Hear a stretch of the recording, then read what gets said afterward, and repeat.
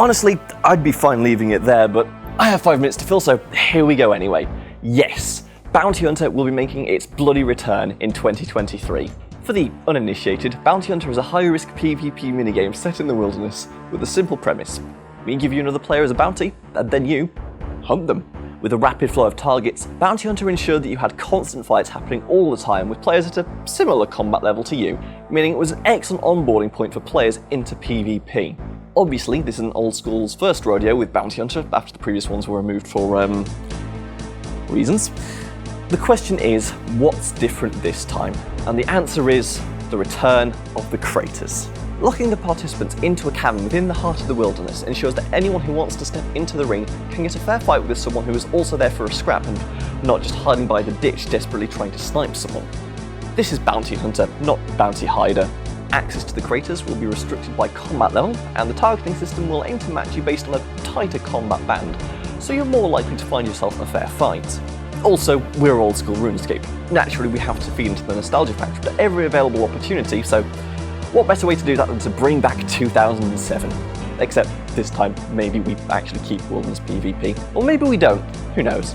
Speaking of combat brackets, while the PvP arena and Last Man Standing provide a reasonable entry point into full gear, full-on, no-honor PvP combat, we don't currently have a good access point for getting your own account and your own gear into PvP, and we currently don't cater to anything other than the mechanically demanding tri-breed setups favoured in these minigames. We'd like Bounty Hunter to be that onboarding point, to be that place to take your freshly trained Pure in for its first taste of real combat. And to make sure that Pure stays pure and doesn't, say, try to cast Fire Surge in defensive mode just after the Grand Exchange on a PvP world, we'll be blocking combat XP gain while in Bounty Hunter.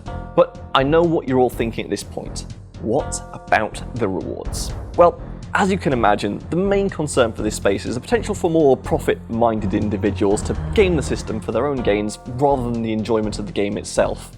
While we aren't ruling out any form of monetary gain from the rewards at this stage, we can say that the majority of rewards from this iteration of Bounty Hunter will be untradeable rewards. For example, you'll be able to dust off your hats and gain upgraded variants of them as you cut down your foes as either a rogue or a hunter. For the more practical gear, we'll be bringing back the mysterious emblems. These have a chance of dropping on a kill and will upgrade as you stay in the creator collecting bounties. These emblems can be cashed out at any point for Bounty Hunter points, which can be exchanged for goods and services. And with this currency only obtainable from within Bounty Hunter, it makes sense that we can give you goods that can only be used within Bounty Hunter. So, what kind of goods, you ask? Well, back in 2008, which was 14 years ago at this point, RuneScape introduced corrupted ancient warrior equipment, powerful gear obtained and primarily used in the then new PvP worlds. We'd like to introduce them to Old School RuneScape as degradable tier 20 gear with stats that punch well above their weight. This would include the corrupt armor and weapons from 2008's PvP world drop table.